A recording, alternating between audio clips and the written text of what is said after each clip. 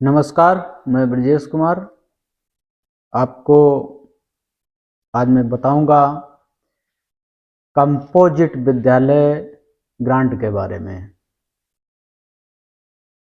हमारे YouTube channel knowledge point @KNG पे आपका बहुत बहुत स्वागत है। अभी तक अगर हमारे चैनल के आप सब्सक्राइबर नहीं हैं तो प्लीज़ सब्सक्राइब कर लीजिएगा। बहुत सारी सूचनाएं हैं आम जन से संबंधित, जिसे मैं आपके बीच लाता रहूँगा। उसी क्रम में कंपोजिट विद्यालय ग्रांट, जब भी आप अपने ग्राम पंचायत के किसी विद्यालय से गुजरते होंगे तब विद्यालय के बोर्ड पे या विद्यालय की दीवार पे लिखा आप देखते होंगे कि कंपोजिट विद्यालय। कंपोजिट विद्यालय है क्या, जिसे हिंदी में हम समग्र विद्यालय भी कह सकते हैं। यह एक सम्मिलित विद्यालय है जिसमें शैक्षणिक कार्य, वाणिज्यिक कार्य एवं औद्योगिक कार्य से संबंधित शिक्षा को जो मिला जुला रूप होता है उसमें उस बेस पे उसे तैयार किया जाता है कि एक ही विद्यालय में हम सारे शैक्षणिक कार्य भी कराएंगे, बच्चों को वाणिज्य भी सिखाएंगे, उन्हें औद्योगिक भी सिखाएंगे। तो ऐसे विद्यालयों के लिए सरकार पिछले 3-4 वर्षों से कंपोजिट विद्यालय ग्रांट के नाम से एक ग्रांट, एक अनुदान विद्यालय के लिए देती है। इस अनुदान से विद्यालय के जो छोटे छोटे जरूरी काम हैं, जैसे स्वच्छता से संबंधित कार्य है, जिसमें जो मल्टीपल हैंड वॉशिंग सिस्टम है बच्चों के लिए स्कूलों में लगाया गया है, कहीं ग्राम पंचायत की तरफ से है, कहीं विद्यालय की तरफ से है। तो अगर उस सिस्टम में टोटी खराब है, पानी सप्लाई नहीं हो रहा, तो ये कार्य उससे कराया जा सकता है। विद्यालय में जो टॉयलेट बने हैं, लेट्रिन बने हैं, वॉश बेसिन है, अगर उसका कोई सीट टूटा है, वॉश बेसिन टूटी है या अन्य कोई छोटी मरम्मत है, टोटी टूटी है, तो वो भी कार्य इस कंपोजिट ग्रांट से करवाया जा सकता है। स्वच्छता सामग्री क्रय करने की बात इस ग्रांट में की गई है कि स्वच्छता सामग्री में सैनिटाइजर हो गया, क्लीनर हो गया, हैंड वॉश हो गया, डस्टिंग कपड़ा हो गया, फिनाइल हो गया, और जो भी इससे सफाई से संबंधित वस्तुएं हैं वो वहाँ पे विद्यालय में इस ग्रांट से खरीद कर विद्यालय में वर्ष भर के लिए उपलब्ध रखी जाएंगी। छोटे बच्चों को पढ़ाने के लिए कक्षा 1 के बच्चों के लिए चित्रण के माध्यम से बाल वाटिका का कक्ष में पेंटिंग का कार्य कराया जाएगा, और साथ ही विद्यालय में निपुण भारत का लोगो अवश्य ही बनाया जाएगा इस अनुदान के तहत। अगर ये सारी ज़रूरतें पूरी हो जाती हैं तो फिर विद्यालय में बच्चों के बैठने के लिए टाट फट्टी क्रय करना, ब्लैक ग्रीन बोर्ड बच्चों को पढ़ाने के लिए वो क्रय किया जा सकता है। और उसके बाद अगर कायाकल्प योजना के तहत विद्यालय का जो पेंटिंग का कार्य है नहीं हुआ है तो इस योजना से वो भी कराया जा सकता है। विद्यालयों के लिए निर्देश है कि वाइट कलर की दीवारें वाइट कलर से उसकी पेंट किया जाएगा। अगर पहले से नहीं हुआ है तो कायाकल्प में नहीं हुआ है। अगर जहाँ पे 75,000 से ज़्यादा अनुदान की राशि आती है और ये सारी ज़रूरतें पूरी हो जाती हैं, तब आप विद्यालय में टाइल्स का भी काम करवा सकते हैं।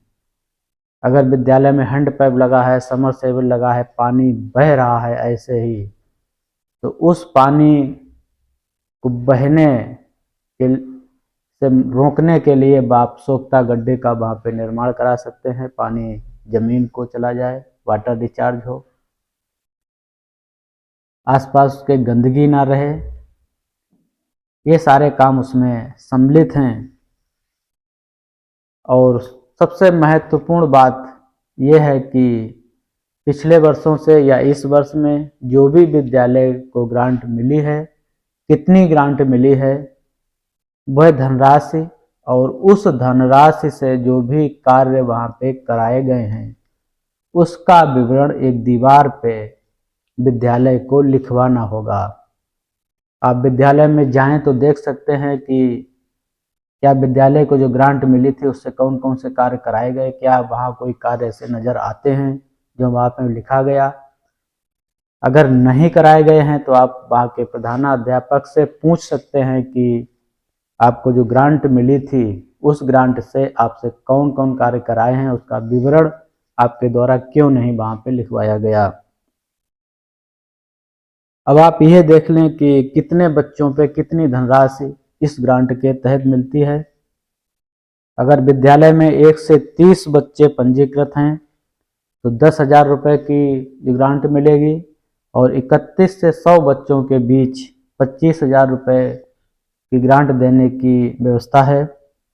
अगर 101 से 250 तक बच्चे हैं तो 50,000 रुपये और 250 से अधिक बच्चे हैं लेकिन 999 1000 तक हैं तो वहाँ पे 75,000 रुपये विद्यालय को मिलेगा। अगर 1000 से ऊपर बच्चे हैं तो फिर विद्यालय को 1 लाख रुपए की धनराशि प्रतिवर्ष के हिसाब से दी जा रही है। तो हालांकि धनराशि ये छोटी है लेकिन फिर भी अगर ठीक से इसका व्यय किया जाए तो छोटी छोटी ज़रूरतें पूरी हो सकती हैं। आप अपने विद्यालय में जा सकते हैं, वहाँ प्रधानाध्यापक या प्रधान से पूछ सकते हैं क्योंकि विद्यालय प्रबंध समिति का जो खाता होता है वो प्रधानाध्यापक प्लस ग्राम प्रधान के संयुक्त हस्ताक्षर से संचालित होता है। पैसे की जो भी आहरण होता है वो इन्हीं 2 लोगों के संयुक्त हस्ताक्षर से होता है। तो आप अपने विद्यालय में अपने गांव के विकास के हित में, अपने बच्चों के हित में आप देख सकते हैं कि वहाँ पे क्या क्या इस धनराशि से कराया गया है, क्या सामग्री वहाँ उपलब्ध है। बच्चों को नेल कटर वगैरह भी खरीदने की व्यवस्था है। जो बच्चे घर से नाखून काट के नहीं जाते हैं तो वहाँ उन्हें नाखून काटना सिखाया जाए, उन्हें हाथ धुलवाना सिखाया जाए। साथ ही छोटे बच्चों के लिए खेल कूद की सामग्री भी उसमें क्रय की जा सकती है। जो ब्लाइंड बच्चे हैं उनके लिए भी अलग व्यवस्था है। एक अलमारी भी आप उसमें खरीद सकते हैं सामान के रख रखाव के लिए। तो यह जानकारी थी कंपोजिट विद्यालय ग्रांट के संबंध में। आपको पता होनी चाहिए कि हमारे विद्यालय, जो हमारे बच्चे जहाँ पे पढ़ने जाते हैं, उनको सुविधाओं के लिए सरकार कुछ ग्रांट देती है। क्या उस ग्रांट का ठीक से सदुपयोग विद्यालय में हो पा रहा है, उससे कुछ काम कराया गया है या नहीं कराया गया। अगर नहीं कराया गया है तो आप प्रश्न पूछ सकते हैं इससे संबंधित। आशा करता हूं कि आपको ये जानकारी अच्छी लगी होगी। जब भी आप कहीं खड़े होंगे आप बात कर सकते हैं कंपोजिट विद्यालय ग्रांट के संबंध में। विद्यालय से पूछ सकते हैं, अध्यापक से पूछ सकते हैं, प्रधान से पूछ सकते हैं कि क्या ये धनराशि जो मिली थी उसका व्यय किस प्रकार किया गया। तो जागरूक होइए सरकारी योजनाओं के प्रति, सवाल करना सीखिए सरकारी योजनाओं के प्रति। कोई भी हो उसको जवाब देना पड़ेगा। अगर टाल मटोल करता है तो उसके दूसरे रास्ते हैं। आपके बच्चे हैं, आपका विद्यालय है, बच्चों का भविष्य है। अगर आप जागरूक होंगे तो निश्चित ही ये आपके बच्चों के हित में, आपके गांव के हित में होगा, आपके समाज के हित में होगा। मेरा काम आपको जानकारी उपलब्ध कराना है। मैंने आपको जानकारी उपलब्ध कराई। आशा करता हूं कि वीडियो आपको पसंद आएगा और इसको शेयर लाइक जरूर करिएगा। अगर अभी तक हमारे चैनल को सब्सक्राइब नहीं किया है तो हमारे चैनल को सब्सक्राइब जरूर कर लीजिएगा।